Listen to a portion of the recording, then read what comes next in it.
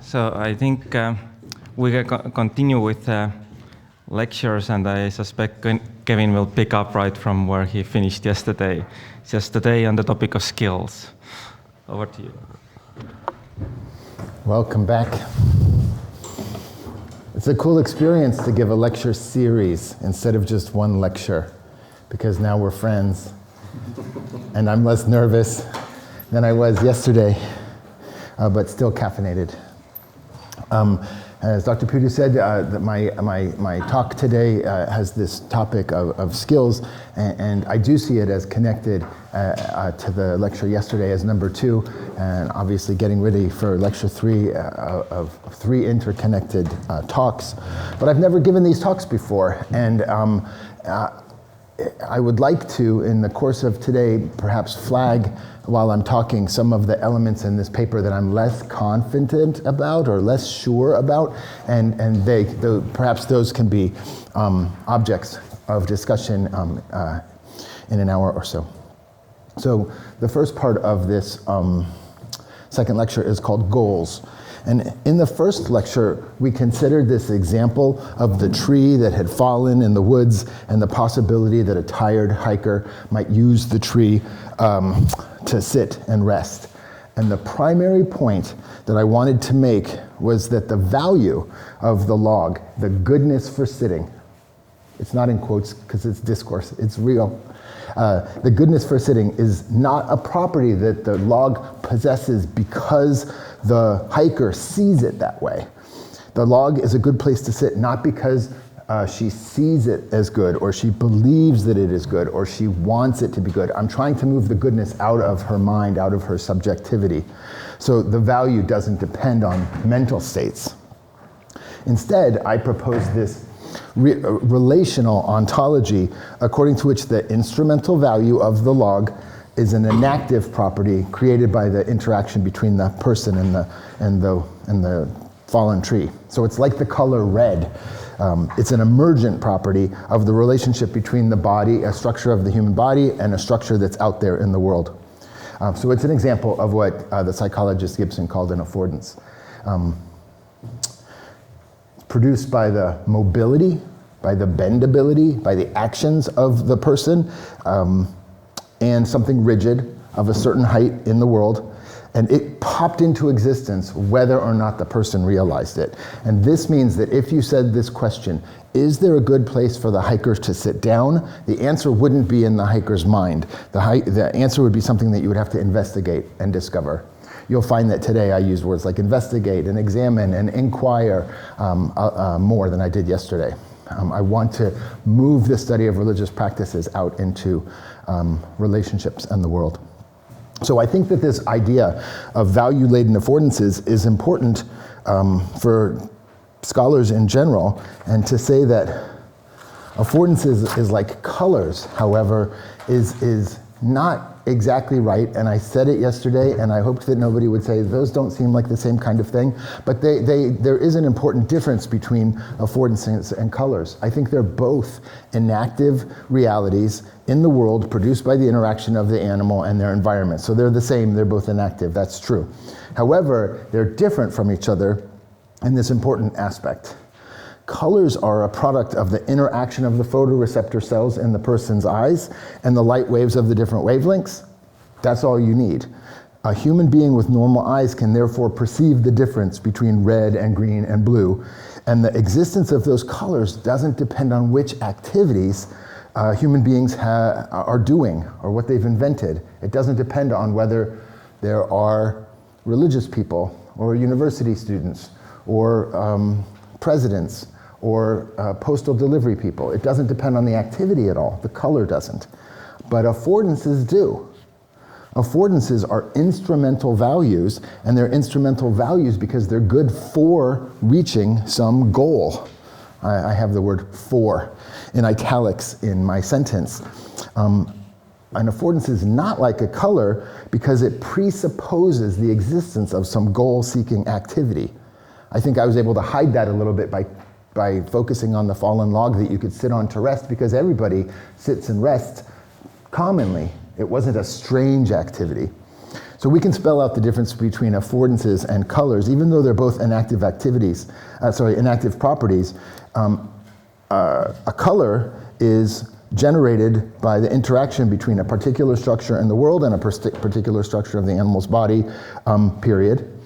Then affordance is an inactive property that's generated by the interaction between a particular structure in the world and a particular structure of the animal's body, plus the existence of some goal that exists for the people. Affordances are enablements that the world helps an animal do some activity, and they pop into existence, they come into existence only after the person has some goal. So they're different.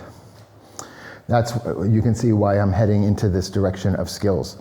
This dependence of affordances on goals means that we should now introduce a new distinction that I think is important for the study of culture, but it often gets overlooked, and that is a gradation of skills.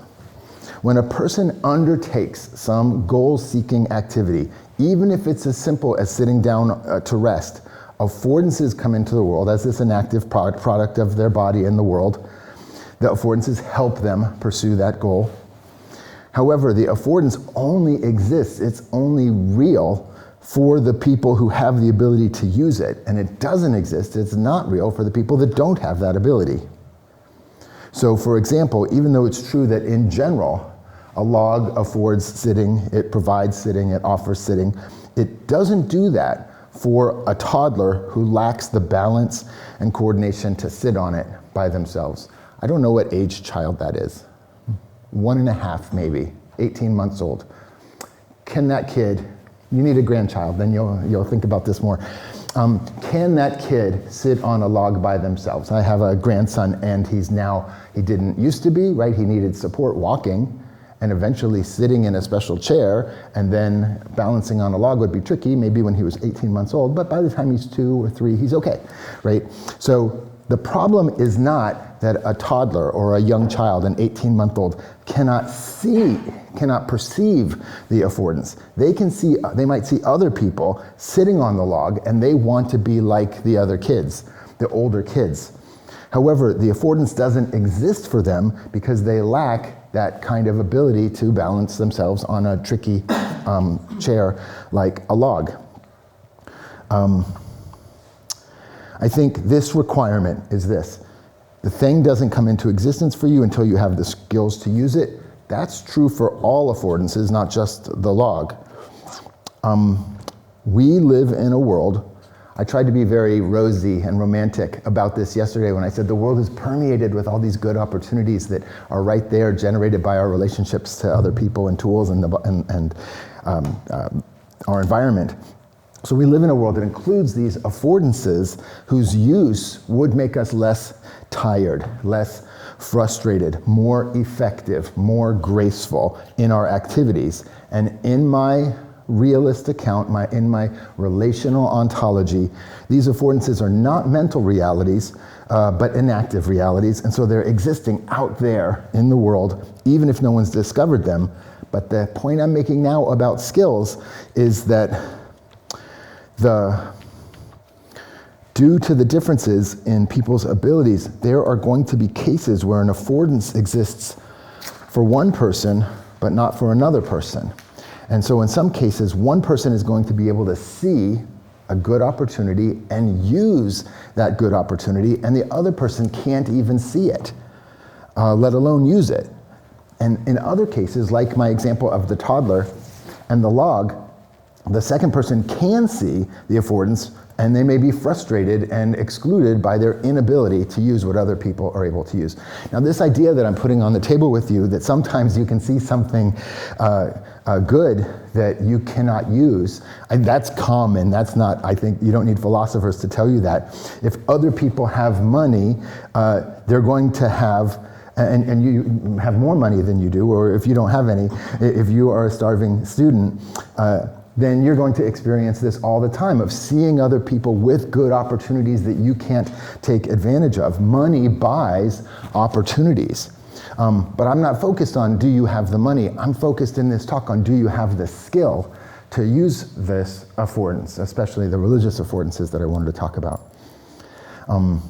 The concept of affordances is important to me because it points to this beneficial reality that's out there in the world, like the goodness of the log for sitting, and it exists whether or not you can perceive it. So far, so good. And in that sense, the goodness of the affordance is mind independent. It's independent of what people think. However, because the affordances appear only when people have goals, the goodness of the affordance presupposes there's an animal that has that goal. And in this very different sense, the goodness is mind dependent. If I can just open a quick footnote, I described affordances as real yesterday. I had a realist account of affordances. Excuse me, I wanted to look handsome in this jacket, which I bought for you, but it's too hot. I said affordances are real, and I got into a disagreement with a guy who has the cool name Storm. That's his name. And he said, well, if it depends on people existing, then you can't have a realist account, because realist means mind independent. And so you can see I'm trying to do something careful here, right? It is mind independent in the sense that the goodness of the log for sitting is right there, even if you didn't notice it, or if you want it, or you don't believe it. It's mind independent in one sense, but it's dependent on you having the goal of sitting, or the goal of sitting existing. And without that goal, then nothing's good for sitting.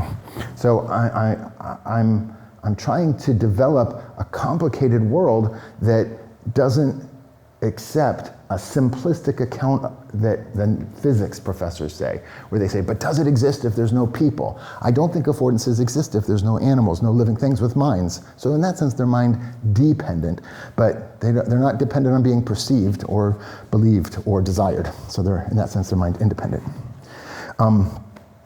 So I want to talk about this idea that there can be something existing in your environment that's mind independent, but it's skills dependent. And I have what I think is a good illustration. And I don't know if other people know about this example, but let me put it out there. It used to be that in newspapers they had these puzzles for chess called like mate in 3 moves. Is this the kind of thing? Newspapers used to be a thing.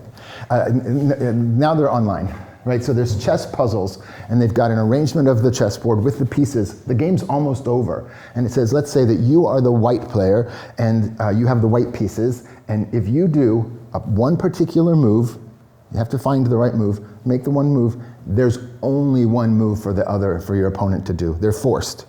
You're forcing them to move. So probably you're going to have to put them in check, and they'll have to move in a certain direction. Maybe there's only one place for them to move, but you have to notice that. Do it again, a second move. You move then, and now they're forced to move this other piece, and then on your third move, you win the game. So there's a puzzle. Sometimes it's move in 1 or move in 2. Those are easier than move in 3. Move in 3 is a little bit complex, especially if you are not especially skilled at chess. It's a way, I think, to become better at chess. So this is my claim. The arrangement of the pieces on the board offers, provides you to win. But it might be right there. Everybody else who's played the game has solved the puzzle. You might find yourself in that uncomfortable situation where better players are looking over your shoulder and they're like, it's right there. Do you not see it? So this is what I'm thinking of. Your level of skill will open up a world for you, open up good opportunities for you, open up affordances for you, but they're skill-based, and until you have that level of skill, they're invisible to you. I'm not sure what to call this. I wrote skill-based blindness on my paper, or maybe skill-based invisibility. This is one of the places where you could help me. If the idea makes sense to you, and when the question and answer session comes up, you say, I would call it this. I'm very receptive to your suggestions. But what we have, right, is an unequal epistemic situation that I think is very common. Given the different levels of ability between people, you could find yourself in a group of people who see opportunities and benefits that you could enjoy, and perhaps even opportunities and benefits that you can see them enjoying, but you lack the ability to find them, or identify them, or to take advantage of them. I want to include these differences of skill between people in the study of religious practices, and so that's why today's talk is called Skills. It's not just, hey, there's affordances in the world, and they're very interesting. There's affordances in the world that you might not be able to see, but more skilled people can see. So, my second section of today's talk is called Levels of Skill. The most interesting, to me, the most interesting philosophical discussion of the acquisition of skills is by a philosopher named Hubert Dreyfus, and this is his name here. He's a phenomenologist. He's a student of Merleau-Ponty and ultimately, I think, Heidegger. So he's interested in this idea of how does your body move through the world. He often illustrates his view of skill acquisition with the example of a person learning chess, which is maybe why that mate in 3 puzzle came to my mind. But he also does it with people learning how to drive a car. I think the ideas that he has are generic. They're supposed to be generic, that they would apply to just about anything. You can use them to, how do you learn how to practice medicine as a doctor? How do you learn to play tennis? How do you learn to play jazz piano? Any practice that a person takes up should fall into the skill levels that he describes. And he has 5 levels that I wrote on the board. So a person at the basic level, the novice level, struggles to learn the rules of the practice. If you think about when you learned how to drive a car or a game like chess that's complicated. When the person's learning, they cling to those rules and they say, I thought you had to do this. I'm not good at doing that. No matter what the situation is in the context of the game of chess or of driving on the road. At the second level, which he calls the advanced beginner level, the person now has some experience in the practice, and they know the rules for the most common possibilities, and they begin to recognize the variety of relevant contexts when the rules apply. They probably still engage in the anxiety of driving or playing chess against somebody else with some anxiety. They're nervous. However, when they reach level 3, the competent level, they're able to respond to most situations effectively. When they run into a problem, they think about it, and they say, I've experienced something like this before, I know what to do, whether it's driving or chess or tennis or medicine or jazz piano. Number 4, someone who is proficient perceives situations holistically in terms of, well, where am I trying to get to? What's the purpose of the game? What can I sacrifice in order to get what I want, whether that's chess or your bumper? So they're able to start to recognize relevant patterns and exceptions to those patterns, and anxiety in performance is now gone unless there's some unexpected problem. And finally, number 5, the performance of the person who reaches the expert level is intuitive and fluid. They no longer think about the rules. They're not thinking about the rules when they play. Does the bishop move diagonally? How do I shift my car into a lower gear? Their performance is often effortless, and it's sometimes for experts, it's difficult for them to explain to other people what it is that they did. And you ask them, how did you win the game? And they say, I don't know, I just did. And it's hard for them to put it into words. So the most controversial part of this guy Dreyfus, of his philosophy of skills, is his argument that when you move through these levels towards being an expert, reflective knowledge, conceptual knowledge, even the rules of the practices falls away. You know less and less, or you think, maybe that's the right way to put it, you think less and less in the practice as you become better and better at doing it. An expert performs in what you might call a pre-reflective or thoughtless flow of activity, just immediately responding, unconsciously responding to the situation that they find themselves in. That's his theory. You can even break the rules without effectively to win the game or to get the car to where you want, or to the tennis or the jazz or the medicine. Break the rules, and you don't even consciously consider it a break because it makes sense in terms of your holistic, overall, intuitive understanding of what you're trying to accomplish. Your grasp of what you are doing, your expertise is tacit and unspoken and unconscious. Conceptual understanding ceases to play a role. This is a controversial view. I've seen people criticize him about that, and they think that's not true. Experts can explain what they do. They can use concepts. They're analyzing all the time, but I don't know. I wanted to put this on the table for you because I think it's such a provocative way to think about religion. So let's connect this theory to religious practices. Yesterday I introduced that concept of affordances, these opportunities for action created by the interaction of the goal-pursuing person and their particular environment. The person who is skilled at some practice, this is directly connected to affordances. They're skilled precisely at perceiving and using the affordances that matter for that practice. So skill in religious practice means that you can see and use the religious affordances. And if you remember the ones I introduced yesterday, this would mean something like this. If you are a skillful ruist, the Confucian camp, then you can just gracefully see the use and the value of how you mourn the death of your parents, the funeral that you provide them, and the clothes that you wear, and the way that you eat.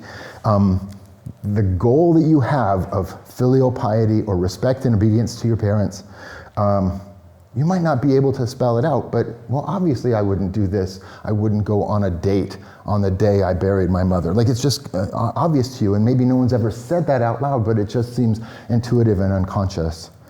Same thing with the other religious affordances that I mentioned yesterday. The Muslim who's become this open-hearted person of charity, unreflectively or pre-reflectively sees the widow and the orphan as an opportunity for them to exercise their submission to God's will and to care for the most vulnerable people.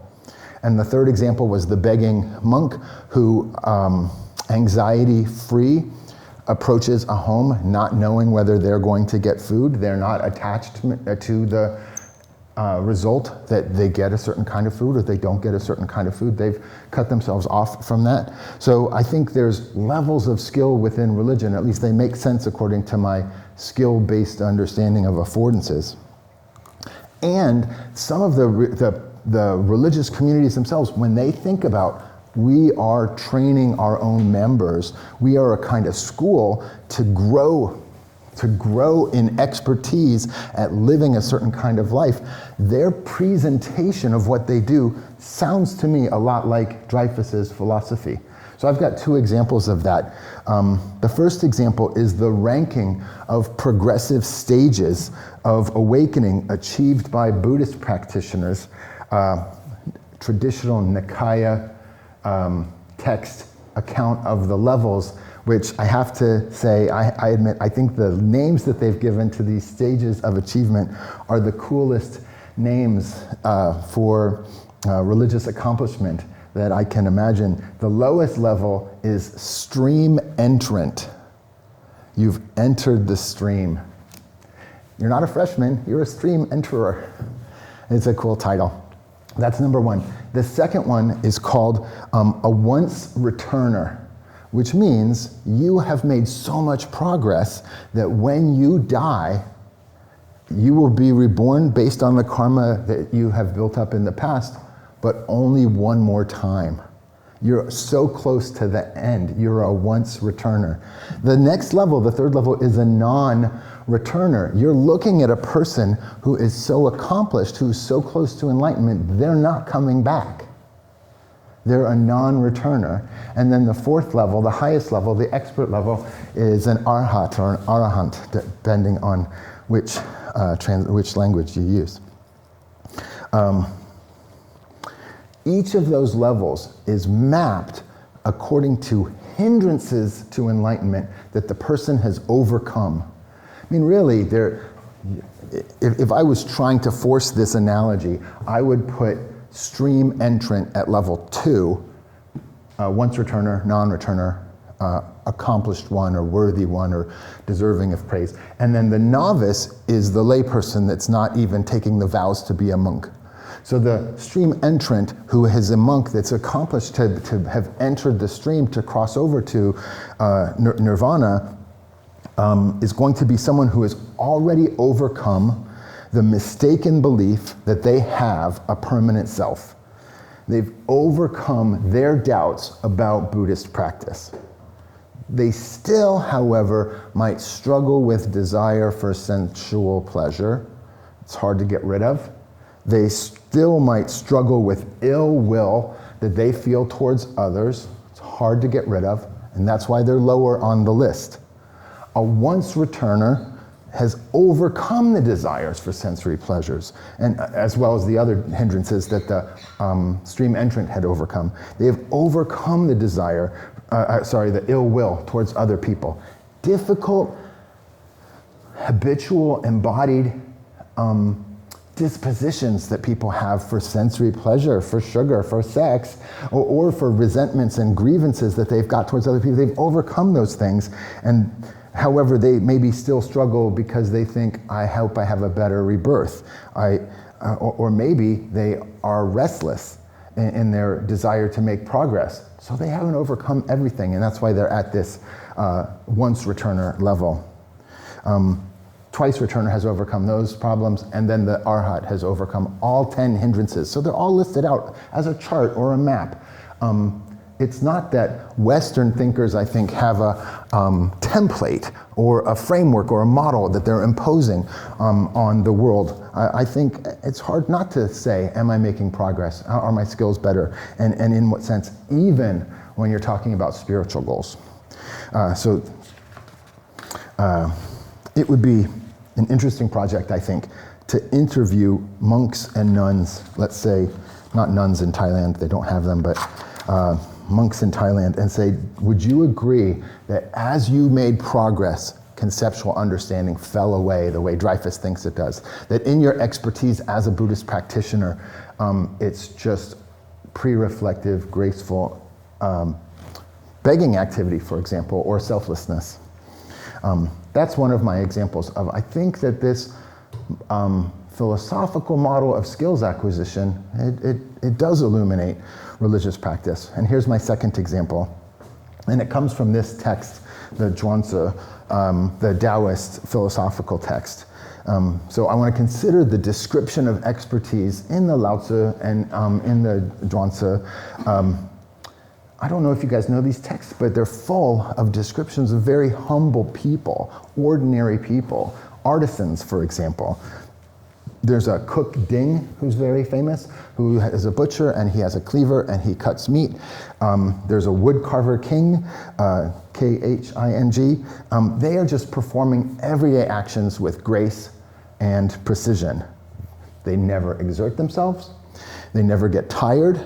They're a marvel to the people who see them, even to the rulers who encounter them and interview them in these texts. They embody the Taoist idea that a virtuoso, that an expert's action should be natural and effortless. Wu Wei is the word for effortless. There's a book by a fellow named Ted Slingerland, and it's called Trying Not to Try. That's the title of the book, to try to get at the religious practice of achieving effortlessness. I think that the Taoist examples map Dreyfus's model really nicely.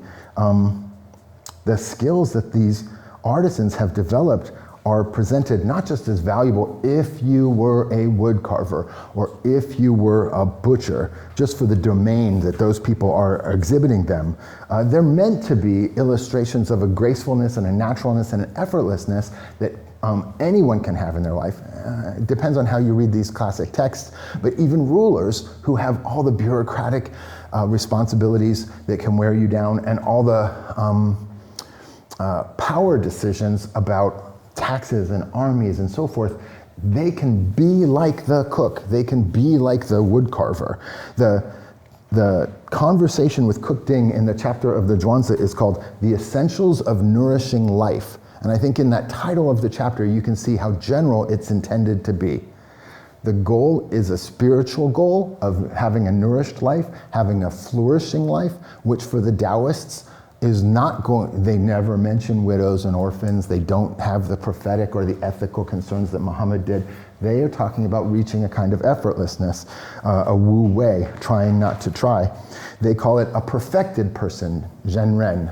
The goal is to be that perfected person. So when I got to this point in my lecture, a question arose in my mind. Perhaps the model of religious practice as involving the acquisition of skills, it fits religions from Asia, like Buddhism and Taoism, whose practices, they're already structured in terms of a participant achieving certain levels of expertise, and that's why Dreyfus is congenial to those examples. But maybe this skills acquisition model doesn't fit religions that understand their goal very differently. They doesn't understand their goal as something that's accomplished. And maybe the religion says, well, the goal of our religion is not enlightenment or liberation as it is in Buddhism, but it's salvation or something that's given to you and you cannot earn it. It has to be received as an unwarranted gift. I picked up a book, I read a book for this lecture, and it's one of those fat handbooks that has dozens of chapters. It's called the Rutledge Handbook for the Philosophy of Skill and Expertise. I saw the title, I was like, damn it, another book I have to read. But that volume included chapters on Buddhism and Taoism and Confucianism, period. It had no chapters on skills acquisition or expertise in any religions like Judaism, Christianity, and Islam from the Middle East, from the indigenous peoples of Africa, from the indigenous peoples of North and South America, the indigenous peoples of Estonia, the religion that came up in the conversation yesterday. So here's another thing that I wonder about for the question and answer period. Do you think that a focus on the acquisition of skills distorts our understanding of some religions? It fits some, and you say, okay, maybe sometimes it's useful, but it doesn't fit all of them. So my presumption is no.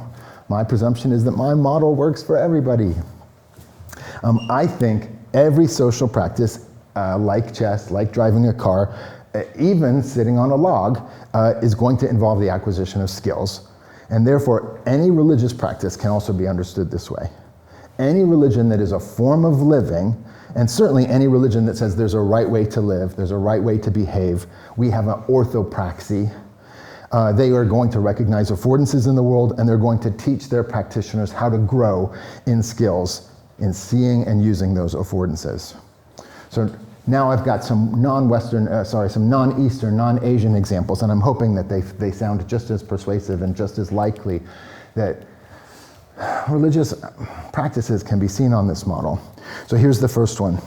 The book of Proverbs in the Hebrew Bible is an example of this genre called wisdom literature because it provides instructions to its readers on how to be wise. I think it's uncontroversial that this literature was written to shape the behavior of its readers. It teaches you should keep the fear of the Lord prominent in everything that you do. You should value diligence over laziness. These themes are repeated over and over. The good man should not yield to the temptations of loose women. Surprising how often that comes up in the book of Proverbs. This is a path that leads to spiritual death. And I'm proposing that you can read the book of Proverbs as an instruction manual designed to help readers develop self-control over their senses of hearing, seeing, tasting, so forth, their activities in the world. So wisdom literature, like the book of Proverbs, trains its readers in what Pierre Bourdieu, the French sociologist, calls practical mastery over your comportment. And then there would be levels of skill for that. I think wisdom literature trains its readers in what Michel Foucault calls technologies of the self. You're making yourself into a proper Jewish self. So the book of Proverbs, unlike, for example, the book of Exodus, is not aiming to provide information about history that you could say, this is where you come from, this is your identity. It's instead trying to help people become the kind of person that God wants them to be, and that would fit this model of there's going to be levels from novice to expert at following the book of Proverbs. And my fourth and last example comes from Sufism, the mystical branch of Islam. The most common metaphor for the process of self-perfection in Sufi ethics is the idea that a person is on a path. The person is on a path, and the goal is proximity and perhaps unification with God. And a Sufi practitioner is called a journeyer or a wayfarer. The process of making advancements on this inner spiritual path is a journey or wayfaring. There are Sufi texts that list in detail the accomplishments that you can expect, not at 4 levels of achievement like the Buddhist monastic examples that I gave a minute ago, but at 100 different stages that the Sufi teachers call stations. There's 100 steps on the journey.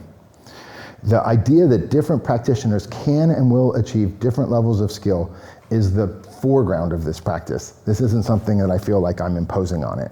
And they find support for this gradations of skill in the Quran, and the passage in the Quran is chapter 13, verse 163.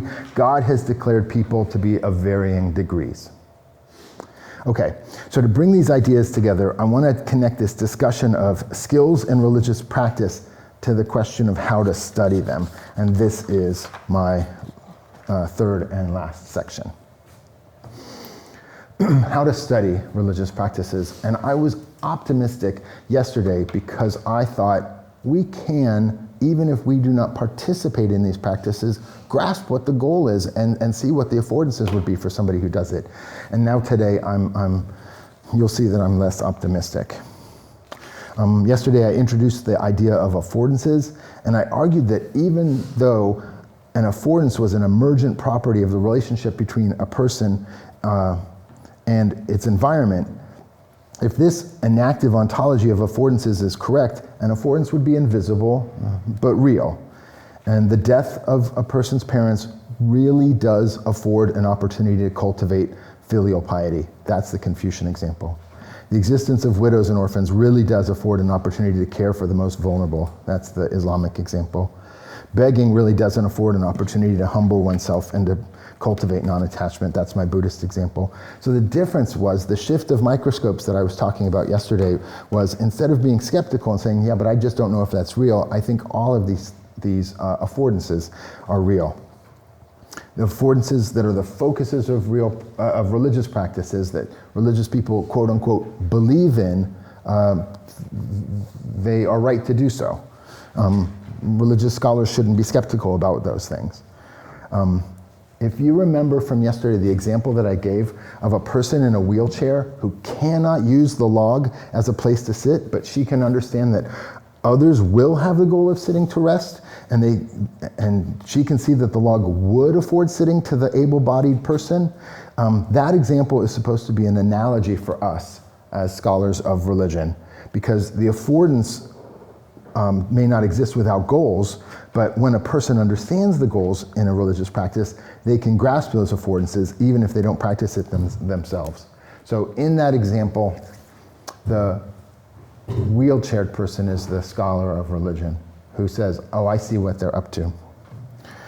Now, in today's talk, I want to propose a similar realism about the achievement, about these graded levels until you get to the point where a person is an expert. The Confucians, the Ruists, they held that a person who follows the mourning rituals when their parents die and the other guidelines of conduct that Confucius praised, that person can become a different kind of person, a junzi, a superior person, a noble person. So what I'm claiming yesterday was that they are right, that those demanding rituals really do provide a means to cultivate filial piety. Confucian affordance is a real thing that Confucians have discovered. But my claim today is that a person who follows these guidelines really does become a junzi, really does become a superior person. The people who follow the Confucian path really do reach the Confucian goal. To be a superior person in the Confucian sense is a human reality. So the kind of skepticism that philosophy of religion was typically enjoyed wouldn't fit for the study of Confucianism. And I think that view holds for all the religions that I've been talking about.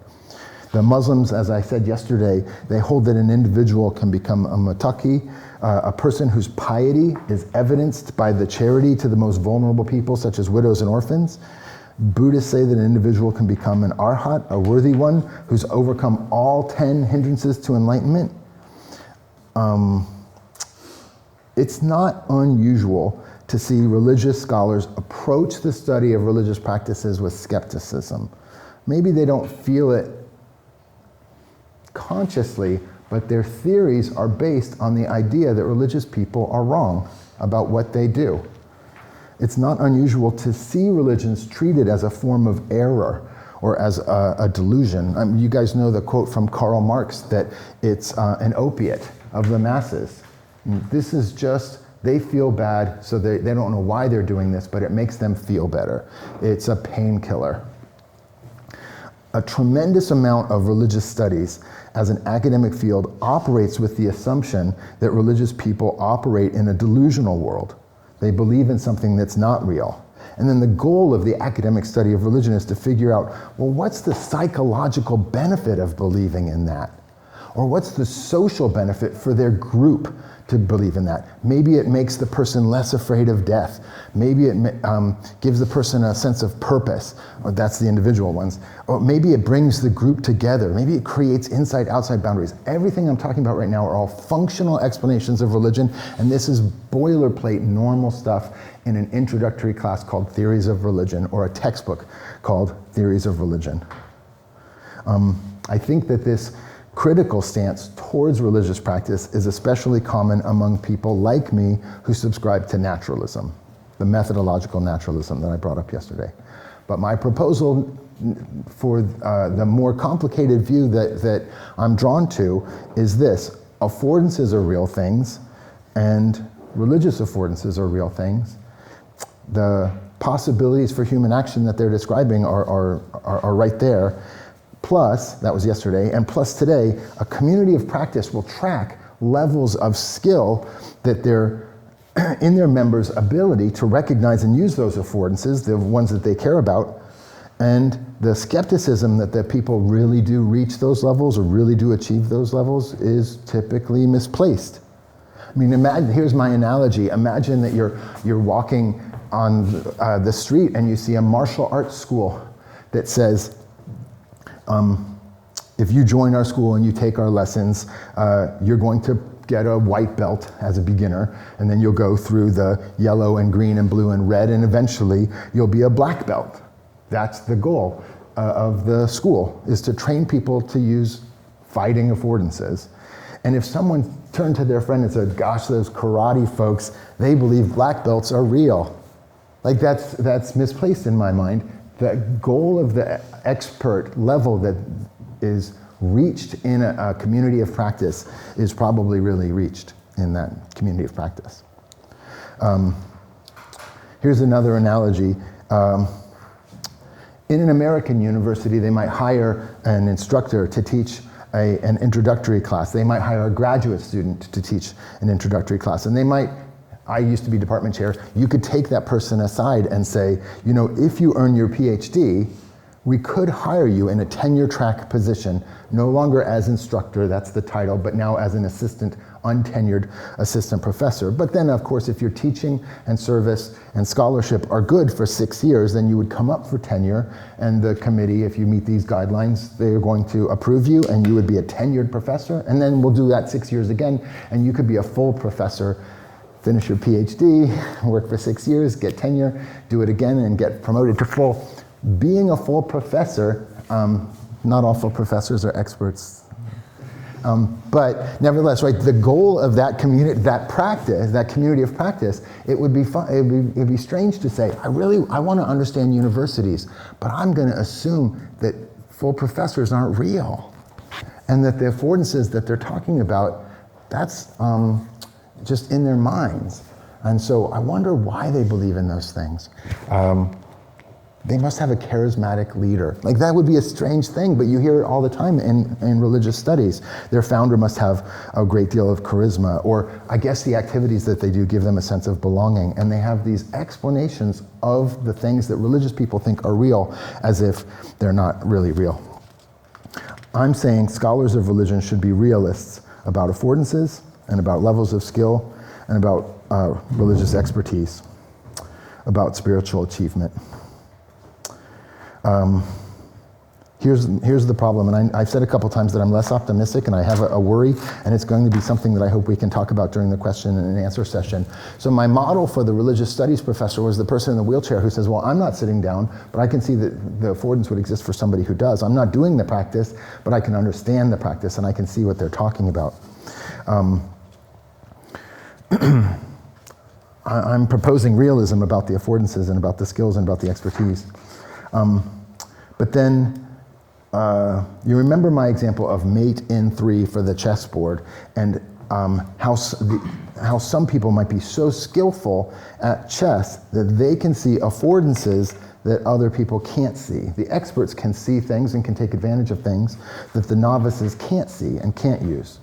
So if I'm right about these levels of spiritual skill or religious skill in religious practice, a skill in perceiving and using religious affordances, then this, what I call skill-based blindness, is going to happen in religious studies.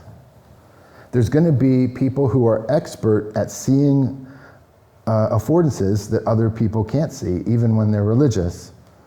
I'm saying the affordance is probably real and the expertise is real, but there's going to be a gap between the scholar and the practitioner. I'm not claiming that the religious expert is infallible or that supernatural claims that they make, people need to swallow those wholesale. But if I'm following through the logic of practice in the sense that advanced skill involves advanced skill in perception of things that are real. And so I don't know how to get past this gap between religious scholars and religious experts. But it's a funny one. If you guys think in terms of these 5 levels, here, I'm going to put my scholar in another color.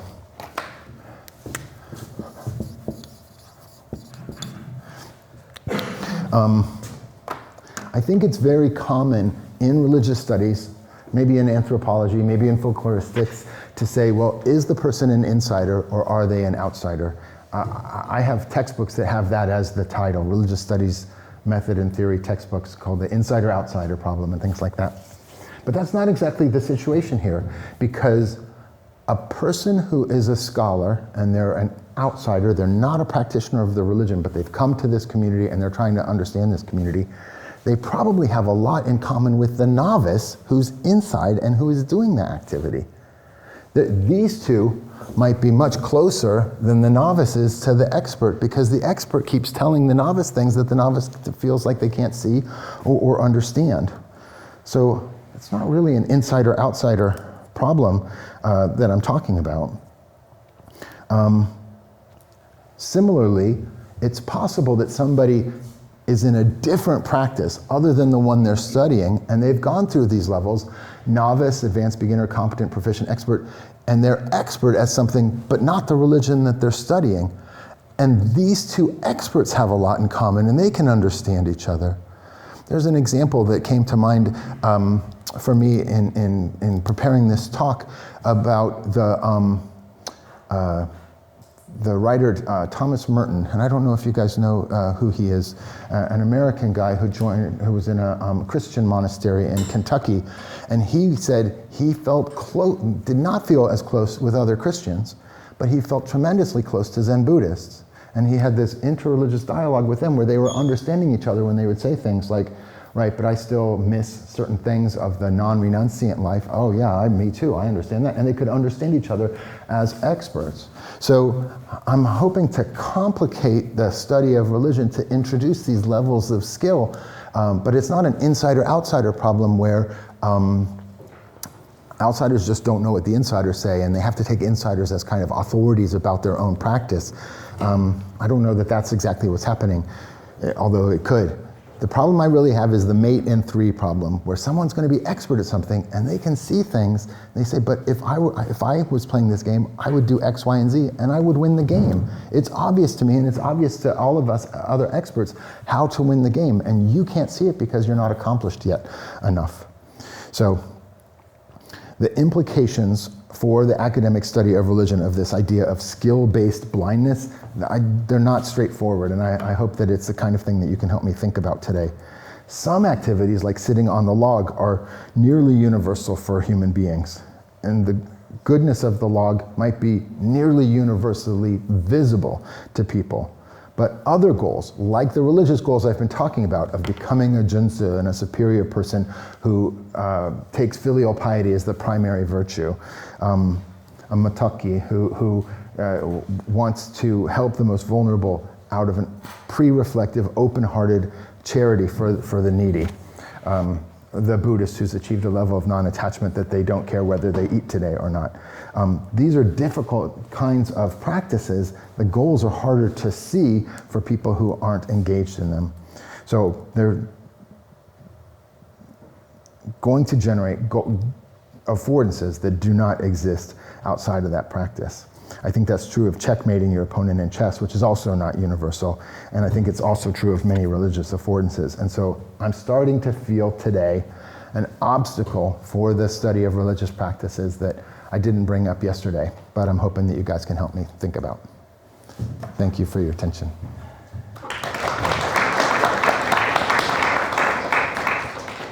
So I have quite some time for questions.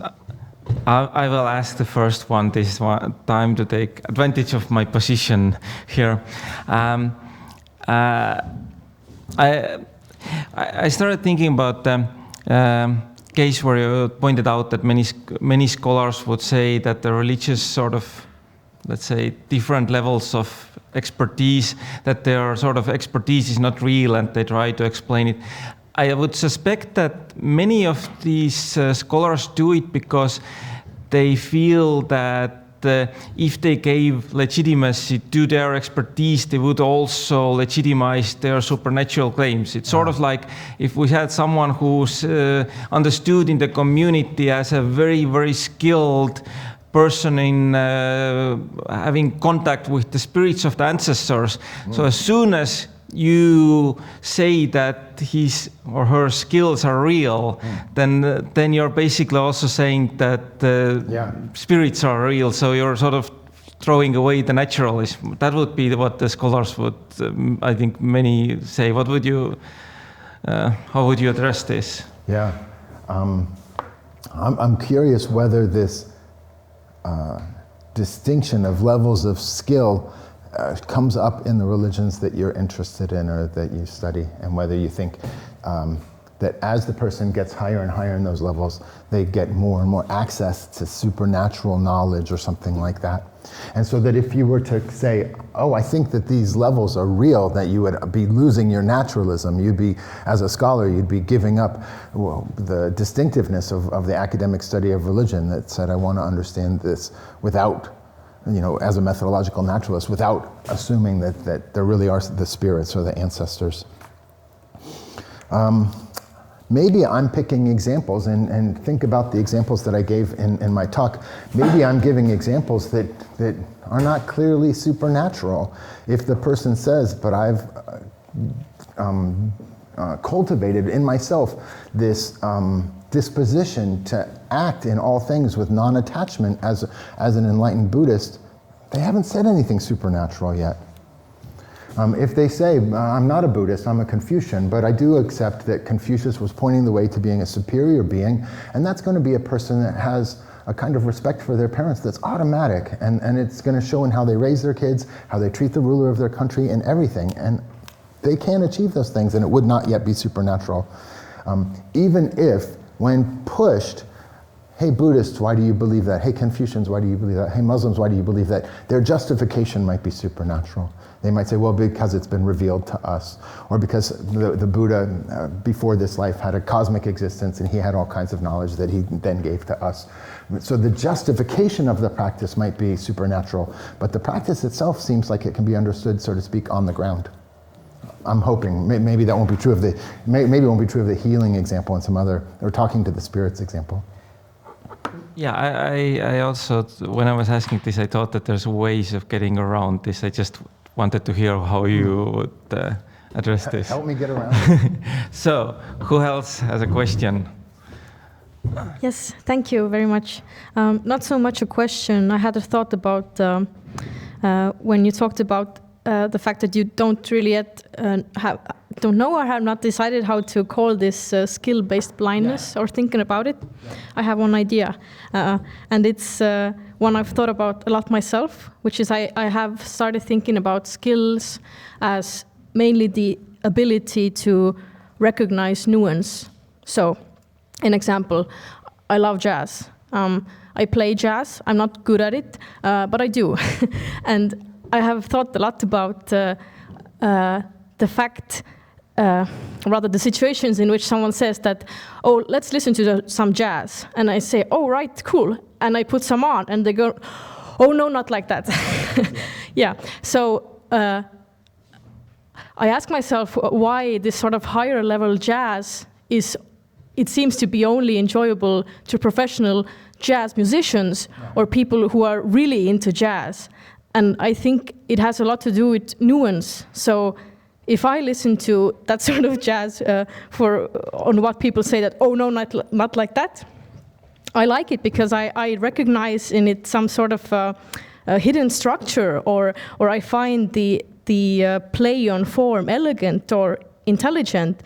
But when people who don't have the ability to recognize nuance in that, they only hear this sort of nonsensical noise. Mm-hmm. And maybe that has some merit to your idea. So you have a certain aesthetic skill to hear an elegance where they can't hear the elegance. And if you were to explain it to them and show it to them, it would take you hours of playing different songs for them and saying, but don't you hear that what the bass is doing, or whatever, right? Yeah, it would take a long time. And maybe even they'd have to know something about the history of jazz to get to that point. So do you have a label for those poor people? Right? Because it's not a skills-based blindness. It's like you're saying, they are unable to discern nuance. To discern nuance. Because I see a structure and they see nothing. Yeah. But it also applies to me because a lot of my friends are artists or work in the art sector. Yeah. And when they say about a piece that, oh, this is good, and I don't know if it's good or not, I can maybe say that, off the bat, I like this or I do not like this, but I see nothing. I see no structure in it, in the same structure on which they look upon. They discern nuance and say, oh, this is good. Mm-hmm. And most people who are professionals in the fields would agree that, oh, yes, this is good. Yeah, that's right, they do. Yeah. The arts are complicated because I'm not sure they are a goal in the sense that you're like, I have to reach there. And then obviously some people are going to like bebop and some people are going to like New Orleans and all different kinds of jazz, and I'm not sure that one of them is that you want to rank them like this, or any music or any art like that. But it sounds like you have, I liked your word discerning nuance, you have a skills-based discernment of nuance, and so what's the opposite of that? It's not really skills-based, it's like lacking skills blindness or something like that, or lacking skills discernment. I don't know if I would even use the term skill, because again, I'm not particularly skilled in jazz myself. I was classically trained.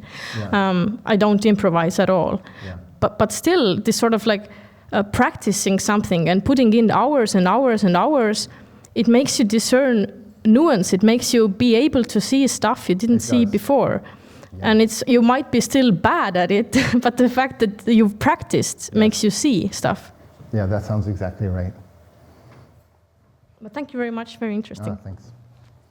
I think we had a question here already. I have a question about the ability to see affordances like the master chess player. Can it be something like the glass is half empty or half full? Like this example of the starving student that doesn't have money.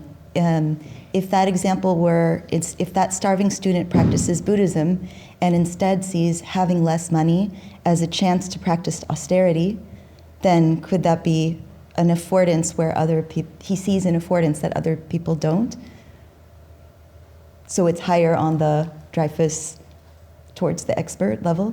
So we're imagining a group of students who aren't happy about the fact that they don't have money, most of them, which is most students, I think.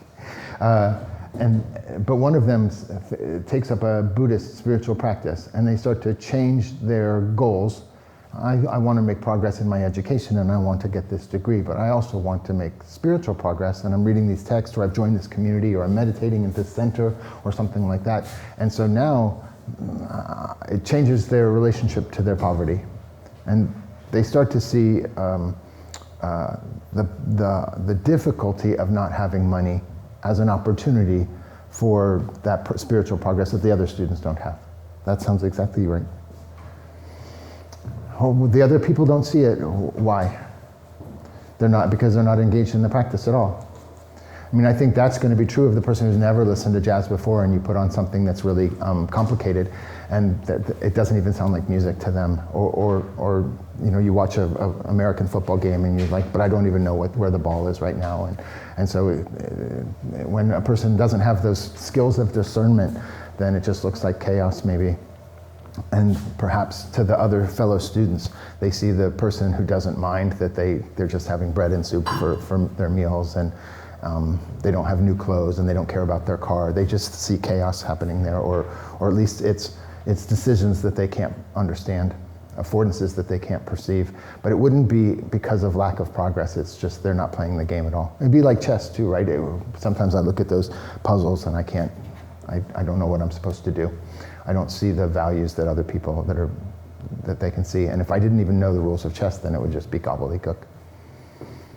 And I have one other one, if it's okay. Yeah. For this example with the hiker and the log, Yeah. you mentioned that for these affordances, you must have a mind to perceive it. But what if the hiker instead, what if it's a chimpanzee or a bird or a kind of moss? Mm-hmm. Is that still an affordance if moss doesn't have mind?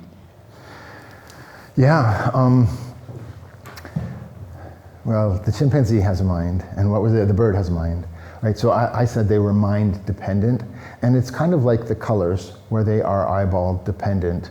I'm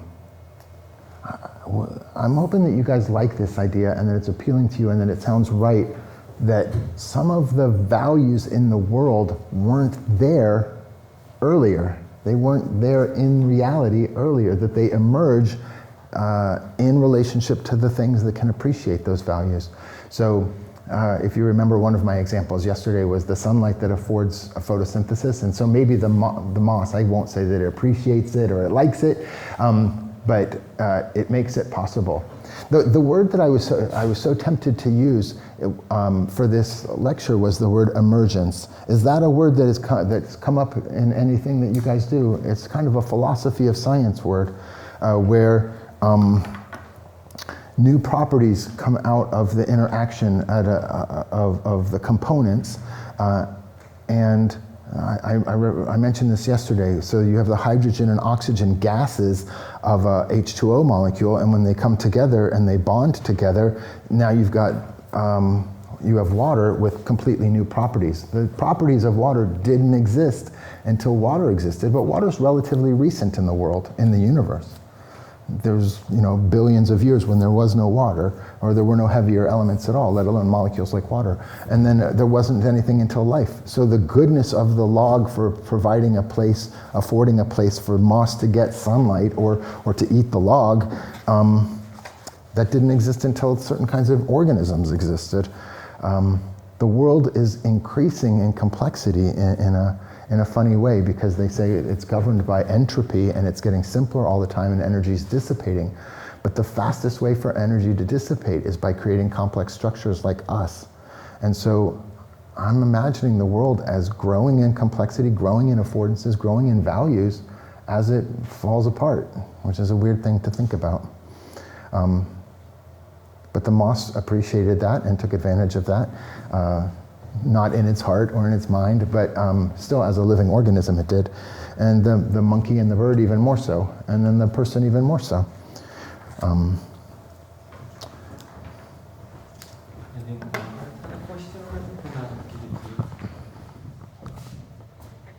Thank you so much, Professor Kevin, for your really eye-opening lecture. I was thinking through these concepts that you introduced, and I wasn't there yesterday, but thinking through your lecture today, I was wondering what would happen to your conceptual schema if there was no concept of skill as enabling a religious goal in a given cosmological system. What would happen to this model that I'm proposing if there was no skill? If there was no concept of skill as enabling a religious goal? Well, I have skill even with the toddler climbing on the log, the young child trying to balance on the log, and I think maybe they get that skill at around 18 months. But I think any practice is going to involve skill. But go ahead. I'm talking from the perspective of indigenous religions, where there is no hierarchy in the way that it's envisioned. Oh, I see what you're saying. And I'm thinking about skill as it is oriented towards growth. And it's oriented towards growth, isn't it? Expertise. Towards what? Towards growth. To its root? Growth, like growth. As in when we grow. Yeah. Growth towards, and isn't this a very? So this is. It's a capitalistic way of thinking, isn't it? Maybe. I started with the Taoist example and the Buddhist example of growth in spiritual practice or growth in expertise, and then I worried. I paused in the lecture and I wasn't sure that it fit other religions, and the book about skill did not apply it to any other religions, and so this is a great question for me to think about. And then my other examples were the Jewish example and the Muslim example of different kinds of growth in skill, and an expectation that there was such a thing as right practice that a person should be doing if they are going to be wise according to the book of Proverbs, or if they were going to make their way through the stations in the Sufi path. That I don't hear you objecting to that, but it does seem then it fits Confucianism, Taoism, and Buddhism in all those different versions, and also Judaism and Christianity and Islam and Jainism and Zoroastrianism. So far there's a lot. But I hear you asking, but not all religions have that. Maybe a lot of religions have that, but there's some indigenous religions that are resistant to the idea that we're going to have a hierarchy and that some people are just going to have or be better than other people or something like that. Do those indigenous religions still, let's say, even if they don't have social roles where they said, but this person has achieved, what did I call it, non-returner status from reincarnation, which would be a supernatural element. They don't have that hierarchy, but they raise their kids and they tell their kids, look, there's a right way for you to behave and there's a wrong way for you to behave. And we've talked about this before, and you have to get better in how you act in relationship to your siblings, or in relationship to the Mother Nature, or in relationship to something else. Do they still have right practice?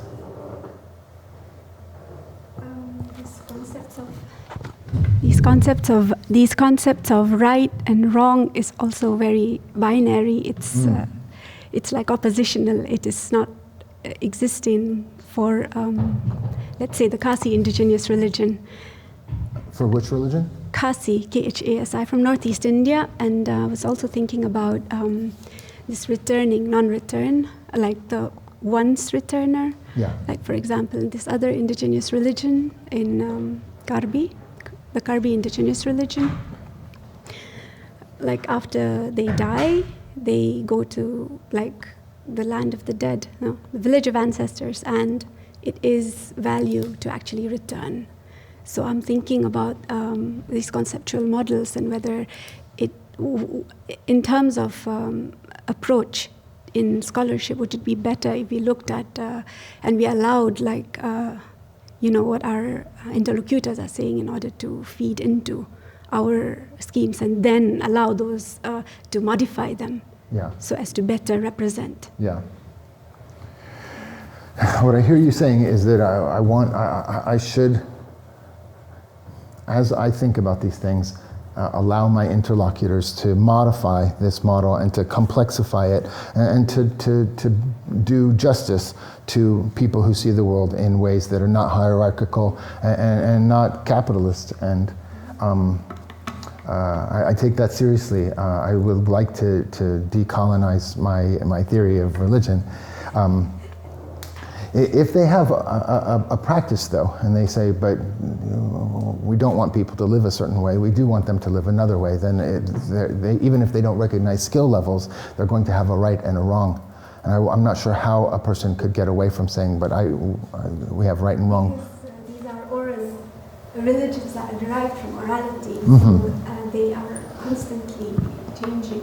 And this concept is like movement, it's all in movement and adaptation. So this concept of hop and ankasi, it's not about truth, it's not about right, it's like everyone who you go and ask what is hop, they will say, oh, righteousness. Somebody else will say truth. Somebody else will say it's a way of living. This was told to us by our ancestors. What did the ancestors say? And nobody has an answer. Do you think that the model that I've put out here, and obviously I was trying to illustrate it with all these texts, that it was a very written-based model? It is like it will work for the scripted religion. Yeah. Let us put it this way. Thank you for that. That's helpful. Did you have a question? Yeah, thank you. When you were giving the example of, let's say, the religious expert and the religious scholar not, being able to understand each other, and the religious, the scholar of religion being closer to the novice. Now, this might be a bit off topic and a bit broad. I started to think about other examples of, let's say, you have a person who goes to a church, listens to a sermon, let's call it an evangelistic sermon, and for some reason it clicks. And he understands it, and he converts and becomes Christian. But his friend sitting next to him, listening to the same sermon, pretty much the same background, same childhood, listens to it, doesn't get that. And then that other person goes to, let's say, research Buddhism, puts on a Buddhist robe, and he says everything clicks. And that's actually the same words that a Buddhist monk said when I was listening to an interview when he said that he was researching Buddhism, and he suddenly put on a Buddhist robe and he said everything clicked, and he's been a Buddhist monk ever since. So how would you explain this phenomenon? Can you explain this through this concept of affordances, or is it too vague or broad? I'm trying not to be imperialist in my theorizing, but then I wanted to fit everything in the world, so I'm stuck.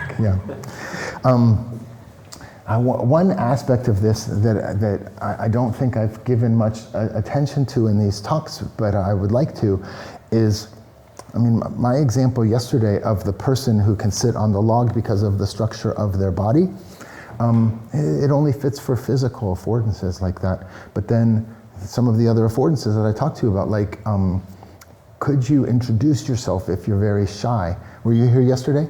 Yeah. Could you introduce yourself if you're very shy? Well, the lull or the quiet in the conversation maybe gave you an opportunity, or it afforded an opportunity for you to introduce yourself. But that's not a physical problem. That has to do with like the personality of this introverted person who's not charming, who struggles with those kinds of things. And so there's almost like they have an affective profile. They have an emotional character or a set of emotional dispositions that makes it hard for them in certain social situations and easier for them in other social situations. And this connects to, I think, to the appreciation of jazz also, right? It's going to be a person who's had a certain kind of background and has heard certain kinds of things that clicks with it. I'm the only person in my family that likes jazz or R&B, right? And my mom's like, oh, you got it from my father, your grandfather, but he died when I was 2. Like, I didn't get it from him. But I think we do have cognitive profiles where we have certain things click with us intellectually, but also emotional profiles where certain things just feel right in our guts. Like, I just don't think I can go out with Jessica anymore because she's always talking about such and such, or whatever it is, you know what I mean? And so there's a click sometimes that, or a gut feeling sometimes that has to do perfectly with my model, in the sense that it's created by the relationship of a person that has a certain emotional structure, a heart of a certain disposition, and a context that says, but that's what we care about. That's what we want to support, and we're going to give you the material means and a community and texts to read and a place to worship or to meditate or to pray or whatever it is. And so maybe you've been looking for a place where your puzzle piece fit, and it fits here, and you didn't realize it until now. But then I think affordances, or the idea that there are emergent properties in the relationship between the individual and their environment, that does make sense of that. Does that sound right to you? Yeah. Yeah. And I haven't talked much about emotions with you guys, but it seems like, mean, my mom is my example of this sometimes, because I can remember when I was a religious studies student as an undergraduate, and I was maybe 20 years old, and I took classes about religion, and I can remember Saint Anselm from Canterbury, England. He has this ontological argument that you can prove that God exists just from the logic of the concept of God. And I was trying to wrap my mind around it, and I thought, oh wow, I was reading about it. I wrote a paper about it, and I'm a 20-year-old kid. And I said to my mom, Mom, you're a Catholic. Did you know where there's this Catholic philosopher, and he said you can prove God's existence just by the concept of God? And she said, that's nice, dear. And that was the end of the conversation. Like, she did not care, right? So cognitively, she didn't have any interest in that. Actually, if I can brag about my mom went to St. George Church. And St. George, if you don't know, he's the saint that killed a dragon. And there was a big painting of it at the church, and I don't think they let you paint it if it's not true. So, I grew up thinking, oh, he killed a dragon. The whole thing was so mythical to me. And so I visited my mom. My mom's now 84. And I said, how's everything at St. George? And she said, oh, I don't go to St. George anymore. I said, what do you mean? You've gone there my entire life. That was your church. And she said, well, I met this other guy, and he said he was a Catholic priest, but not a Roman Catholic priest. And I go to his church now. I'm like, what cult has my mother joined while I was out of town, you know? And I said, well, what was the difference? And she said, well, he said it's going to be Catholic Mass, and it's still Catholic, but it's not under the auspices of the Roman Catholic Church, because he thought there was nothing wrong with same-sex marriage, and so he was willing to marry people like that, and I thought that was what I wanted. So here's an 84-year-old woman that switched churches that she'd been to for 5 decades because it was, you might say, it clicked with her in terms of her emotional state. It was no ontological argument or proof for the exam. It wasn't a cognitive thing for her at all. It was just, this feels more welcoming. This feels more inclusive, and I like this better. And so she switched churches, and then they buried my father. It meant everything to her to be a part of that place. So I'm hoping that, I know I did this yesterday, but from the subatomic level to physics to chemistry to biology, psychology, sociology, as people grow in this complexity and we become these kind of unbelievably complicated animals. I remember I read one time that there's these billions of neurons in our brains, and then each of them, these axons, have multiple connections to other ones. There's more connections between the nerves in our brain than there are stars in the universe. So the enormously complex animals that we are going to have affective profiles where you just say, but I feel more comfortable over here than I do over there, or I just feel more welcomed over there, or welcoming to others, more inclusive over here, or you said putting on a robe or hearing an evangelical sermon.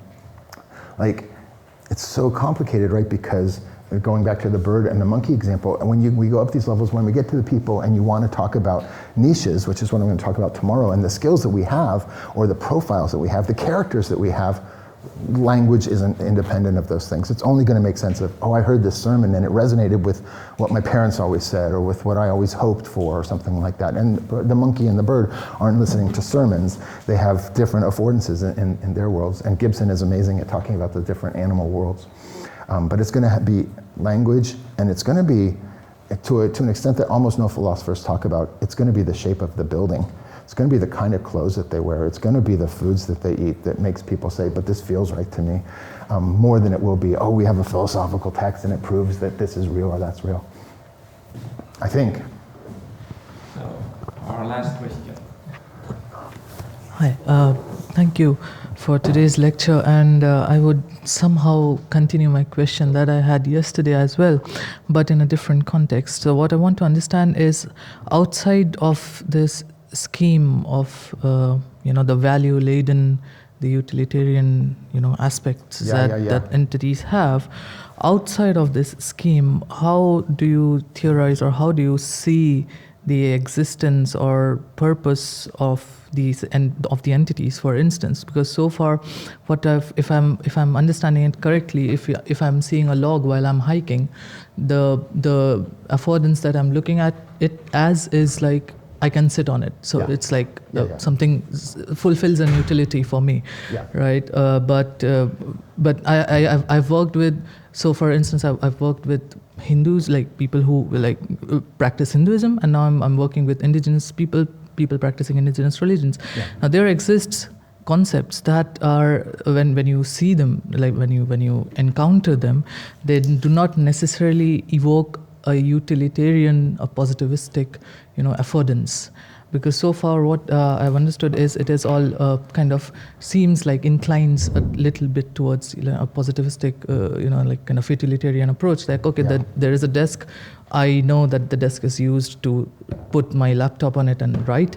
But if someone who does not know what this is for, they might just climb up and start dancing on the desk, right? But that is like, that's one thing. But the other thing comes as in terms of, like, I can pick up the desk and I can just shove it on someone's face, and it serves a negative kind of where did outcome. This violence come from? Right. So I just want to understand, because there are a lot of entities, there are a lot of practices that do not actually serve such a positivistic utility in our lives, and that's what I'm encountering. That's what I'm working with essentially.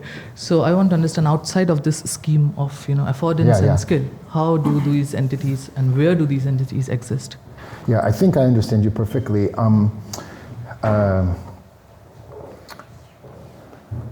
The affordance is a value, a goodness for sitting, but is a goodness for something, and it's an instrumental value. And the terms that philosophers often use is instrumentally valued for something other than itself, for the sitting or the hitting or whatever the activity is that the person has. And the focus on affordances might be why this talk sounds capitalistic or utilitarian, which I would like to avoid. I think affordances can't get me to a different kind of value. I think affordances are already instrumental or utilitarian value. So you're right, it's kind of built into the concept of affordances. But I started with that bit just because it's an invisible good that comes into the world and is a real thing that you can discover. However, I wonder if this is not right, that we can speak of other forms of value that are not instrumental for anything else. They're just intrinsically valuable in themselves. So it's not what can you use it for, or what value can you get out of it other than itself, but there's a recognition of intrinsic value that would not be an affordance. It would have to be just something like the emergent beauty of the life of this person, or of God, or of nature, or whatever this other thing is, that's not in order to do something with it. Is that the kind of value that you think is appreciated by the Hindus or by the indigenous people that you're talking about? That's not an instrumental value, just intrinsically valuable? Maybe I can respond to you tomorrow.